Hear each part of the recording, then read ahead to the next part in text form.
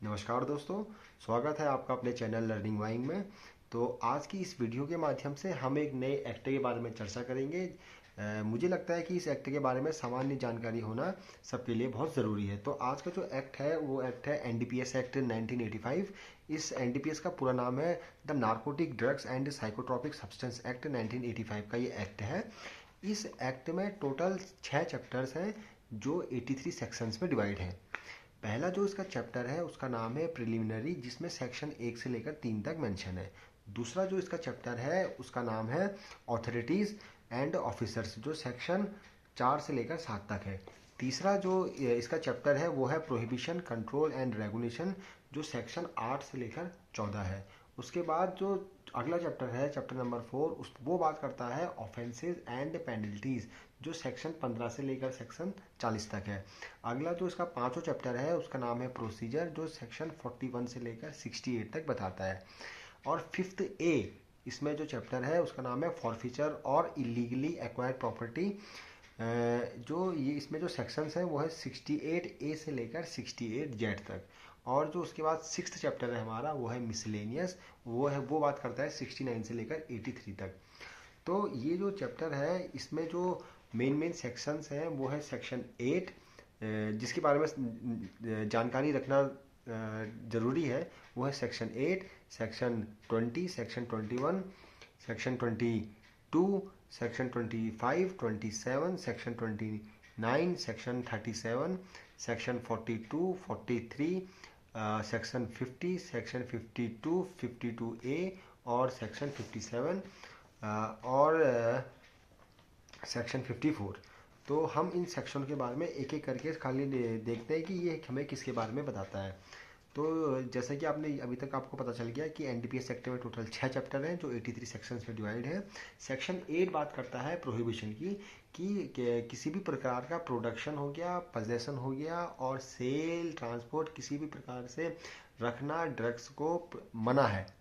किसी भी प्रकार का उत्पाद करना, बेचना, ट्रांसपोर्ट करना यहाँ से लेकर वहाँ तक, तो ये पूर्ण तरह प्रोहिबिट है, बंद है। और सेक्शन 20 बात करता है कैनबीस की, और सेक्शन 21 बात करता है मैन्युफैक्चर्ड ड्रग्स की। सेक्शन 20 जो बात करता है वो बात करता है वो कैनबीस की, मतलब जिसमें शामिल होते हैं चरस और गांजा। और सेक्शन 21 जो बात करता है वो बात करता है मैन्युफैक्चर्ड ड्रग, जो जिसको मैन्युफैक्चर करके बनाया जाता है, जैसे कि हो गया स्मैक, कोकीन, ये इस टाइप से जो भी ड्रग्स होते हैं वो आते हैं सेक्शन 21 के अंदर, उनकी पनिशमेंट्स हैं। तो अब पनिशमेंट जो है सेक्शन 20 की वो डिपेंड करती है कि हमारे पास क्वांटिटी कितनी है, क्वांटिटी कितनी रिकवर हुई है, क्वांटिटी कितनी बरामद हुई है, चाहे वो सेक्शन 20 में चरस और गांजे की हो या सेक्शन 21 में कोकीन और हीरोइन की हो, या मैन्युफैक्चर्ड ड्रग्स में जो भी आता है। उसके बाद सेक्शन 22 बात करता है साइकोट्रॉपिक सब्सटेंस की। साइकोट्रॉपिक सब्सटेंस में मतलब ये सेक्शन 22 हमें ये बताता है कि जैसे जो टैबलेट्स का कंजप्शन होता है, जैसे कि एल्प्राजोलम हो गया या डाइजेफाम हो गया, ये अगर कोई व्यक्ति इन ऐसी जो मादक पदार्थ, जो ऐसे दवाई है, टैबलेट्स हैं, इनको अगर यूज़ करता है तो वो भी इस ऑफेंस की कैटेगरी में आएगा। लेकिन इसके एक्सेप्शंस भी हैं। जो है अगर कोई आरएमपी है, रेगुलर मेडिकल प्रैक्टिशनर, या कोई डॉक्टर द्वारा कंसल्ट के द्वारा आदमी अगर ऐसे मेडिसिन का उपयोग कर रहा है तो वो इस ऑफेंस की श्रेणी में नहीं आएगा। अगला जो सेक्शन है वो है सेक्शन 27। अगर कोई व्यक्ति ड्रग्स का, नारकोटिक ड्रग्स के अंदर आने वाली जितनी भी चीज़ें हैं, चरस, गांजा, अफीम, कोकीन, हीरोइन, एलएसडी हो गया, एमडीएमए हो गया, जितनी भी चीज़ें हैं उनका कंजप्शन भी करता है, अगर उनका यूज़ भी करता है तो वो सेक्शन 27 के अंदर पनिशेबल ऑफेंस है। तो उसमें पनिशमेंट सेक्शन 27 के अंदर है।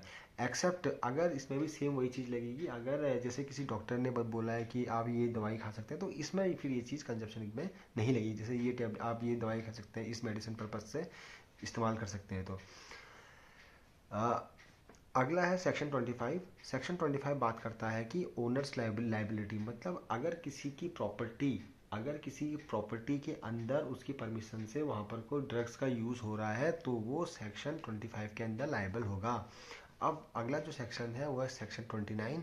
अगर कॉन्स्पिरेसी या अबेटमेंट का केस है तो जो एफआईआर रजिस्टर्ड होगी, मतलब जो पनिशमेंट है उसका, वो सेक्शन 29 के अंतर्गत आएगा।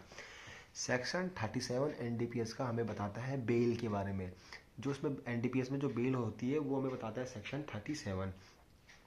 सेक्शन 37 में अभी हम बात करेंगे लास्ट में। उससे पहले हम बात करते हैं प्रोसीजर्स की, जो हमें बताता है कि 41 से लेकर 68 सेक्शन के बीच में सारे प्रोसीजर है। कुछ कुछ मेन प्रोसीजर है इसमें। वो है सेक्शन 42, सेक्शन 43। 42 बात करता है कि पुलिस सर्च की। पुलिस के पास पावर है कि पुलिस सर्च कर सकती है और जो ड्रग्स बरामद हुआ है उसको सीज भी कर सकती है आपको विदाउट इन्फॉर्मेशन के। ठीक है ना, उसके लिए रिटर्न इन्फॉर्मेशन आती है, तो रिटर्न इन्फॉर्मेशन लिख के वो आपको सर्च कर सकते हैं वो। और सेक्शन 43 हमें बताता है कि पब्लिक प्लेस में भी सर्चिंग हो सकती है और सीज हो सकता है आपका, वो सीज होगा उसके बाद ड्रग्स, और विदाउट वारंट के भी सर्चिंग होना संभव है इसमें। सेक्शन 50 हमें बताता है एनडीपीएस का कि राइट टू पर्सनल सर्च, और अगर जब सर्चिंग के बाद ड्रग्स की बरामदगी हुई है तो नियरेस्ट मजिस्ट्रेट के पास लेके चले जाएगा एक्यूज्ड को। और सेक्शन 52 और 52A हमें बताता है कि जो ड्रग्स हैंडलिंग हुई है, जो ड्रग्स मिला है उसको सीज करना और उसके बाद सैम्पलिंग वगैरह भेजना या उसको डिस्पोजेबल करना, ये हमें सेक्शन 52A बताता है। सेक्शन 57 बताता है हमें इस एक्ट का कि जब भी अरेस्ट होगा एनडीपीएस के मामलों में, उसके बाद सीजर रिपोर्ट बनेगी और इस सीजर रिपोर्ट, जो रिपोर्ट्स वगैरह है, ये सीनियर ऑफिसर्स बनाएंगे। सेक्शन 54 हमें बताता है कि प्रिजम्पशन फ्रॉम पोजेशन की ड्रग्स फाउंड कोर्ट आगे। सेक्शन 54 हमें बताता है प्रिजम्पशन फ्रॉम पोजेशन। इसका मतलब ये है कि अगर ड्रग्स की रिकवरी हो गई है तो फिर कोर्ट जो है ये मान लेगा कि ये जो सामान है ये आप ही का है, जो ये ड्रग्स है वो आप ही का है, तो बर्डन ऑफ प्रूफ जो है वो शिफ्ट हो जाता है फिर। तो इसमें हमने देखा कि अभी तक हमने सेक्शन 8 पढ़ा, जो हमें प्रोहिबिट करता है कि कोई भी व्यक्ति किसी भी प्रकार का मादक पदार्थ का उत्पाद नहीं कर सकता, बेच नहीं सकता, खरीद नहीं सकता, यहाँ से और उसका ट्रांसपोर्टेशन नहीं कर सकता। सेक्शन 20 हमने देखा अभी तक। सेक्शन 20 हमें बताता है चरस और गांजे से संबंधित कौन है कि चरस और गांजा बरामद हुआ है तो एफआईआर उस पर दर्ज होगी, और अगर मैन्युफैक्चर्ड ड्रग्स हैं कोकीन हीरोइन जैसे, तो उसमें सेक्शन 21 में अंदर एफआईआर रजिस्टर्ड होगी। पर्सनल यूज़ के लिए इस्तेमाल कर रहे हैं तो उसके अंदर जो ऑफेंस आएगा वो सेक्शन 27 का आएगा। और अगर जिसमें हमने प्लानिंग वगैरह की है कि कॉन्स्पिरेसी वगैरह की है, सेक्शन 29 के अंदर आएगा।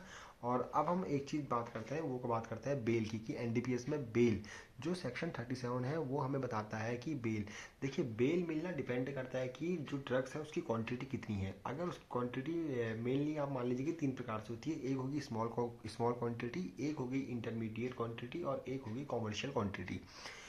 अगर बेल लेनी है, सेक्शन 37 हमें बताता है कि बेल एक तो एनडीपीएस जो है नॉन बेलेबल ऑफेंस है, बेल लेना इसमें इतना आसान नहीं है। अगर क्वांटिटी स्मॉल है तो बेल अमूमन हो जाती है, और अगर कॉमर्शियल क्वांटिटी है तो उसमें बेल होना थोड़ा मुश्किल होता है उसमें, जो कॉमर्शियल क्वांटिटी है। जो ट्विन कंडीशन है, सेक्शन 37 हमें बताता है ट्विन कंडीशन के बारे में। 2 कंडीशन वहाँ पर को सेटिस्फाई करनी पड़ेगी। पहली कंडीशन ये है कि मजिस्ट्रेट को लगना चाहिए प्राइमा फेसी में, प्रथम दृश्य में ये लगना चाहिए कि एक्यूज्ड जो है गिल्टी नहीं है। एक दूसरी चीज़ ये है कि अगर एक्यूज्ड को बेल दे दी जाएगी तो ये इस प्रकार का जो अपराध है वो भविष्य में नहीं करेगा। तो ये जो दो कंडीशन है, इसको बोलते हैं ट्विन कंडीशन। ये 37 हमें जो बेल की बात करी गई है उसमें ये चीज़ बताता है। अगर क्वांटिटी चाहे वो सेक्शन 20 की हो, चरस या गांजे की हो, या सेक्शन 21 की हो, यानी कि स्मैक हीरोइन, जो भी मैन्युफैक्चर जो इससे बने होते हैं केमिकल से बने होंगे, केमिकल रिएक्शन से जो भी चीज़ बनी होगी पाउडर वाले, स्मॉल क्वांटिटी है दोनों में, तो 1 साल तक का आपका जेल है और 10,000 रुपये फाइन है। और अगर इंटरमीडिएट क्वांटिटी है तो अप टू 10 साल तक, 10 साल की नहीं 10 साल तक का इसमें जेल है, और फाइन जो है वो 1 लाख रुपए है। और अगर कॉमर्शियल क्वांटिटी है, कॉमर्शियल क्वांटिटी अगर उसमें कन्विक्ट हुआ है तो उसमें 10 साल से लेकर 20 साल तक की है पनिशमेंट है, और जो फाइन है वो 1 लाख से लेकर 2 लाख तक हो सकता है। तो ये है, अभी आपने देखा जैसे कि अभी जैसे कि स्मॉल क्वांटिटी अगर हम उसकी देखेंगे किसकी, सेक्शन 20 की चरस गांजे की, तो वो हो गया 100 ग्राम। और जो है कॉमर्शियल क्वांटिटी होगी इसकी 1 किलो, और इंटरमीडिएट क्वांटिटी होगी 250 ग्राम। और सेक्शन 21 की देखेंगे तो जिसमें ड्रग्स है वो है 5 ग्राम, और कॉमर्शियल क्वांटिटी होगी आपकी 250 ग्राम या उससे ज़्यादा। एक्चुअली में ये सब चीज़ ये जो ड्रग्स है, जो मैन्युफैक्चर्ड ड्रग्स हैं, इसकी अलग ये इसमें कौन सा कंपोनेंट है, इसकी जो लिस्ट है वो उस लिस्ट के हिसाब से पीछे जो शेड्यूल दिया गया है उसमें लिखा गया है कि कॉमर्शियल क्वांटिटी कितनी है, और ये क्या बोलते हैं, कॉमर्शियल क्वांटिटी कितनी है और स्मॉल क्वांटिटी कितनी है। अब इसमें जैसे ईटोजोलम है, उसकी जो स्मॉल क्वांटिटी है वो है 0.05 ग्राम, और जो उसकी कॉमर्शियल क्वांटिटी है वो है 2.5 ग्राम। तो इस टाइप की इसमें बहुत सारे केमिकल्स नेम है। तो जो भी उसमें जो भी कंपोनेंट होगा उसके हिसाब से हम क्वांटिटी को डिसाइड करेंगे जब ड्रग्स बरामदगी के बाद सैंपलिंग के लिए जाते हैं। जो एम डी एम ए है उसकी स्मॉल क्वांटिटी है 0.5 ग्राम, और उसकी जो कॉमर्शियल क्वांटिटी है वो है 10 ग्राम। तो हमने अभी की जो आज की वीडियो है उसका हम थोड़ा सा रिव्यू कर लेते हैं। हमने जाना कि एनडीपीएस एक्ट के बारे में। हमने ये भी जाना कि जो है इसमें 6 चैप्टर्स हैं, 83 सेक्शंस हैं, और 80 है। और इसमें स्मॉल क्वांटिटी, इसमें जो पनिशमेंट है वो डिपेंड करती है कि क्वांटिटी कितनी बरामद की गई है, स्मॉल क्वांटिटी है या कॉमर्शियल क्वांटिटी है। और स्मॉल क्वांटिटी हमने देखा कि पनिशमेंट उसमें है कि 1 साल तक, इंटरमीडिएट है तो 10 साल तक, और अगर कॉमर्शियल क्वांटिटी है तो 10 साल से लेकर 20 साल तक का आपको जेल की सज़ा उसमें है।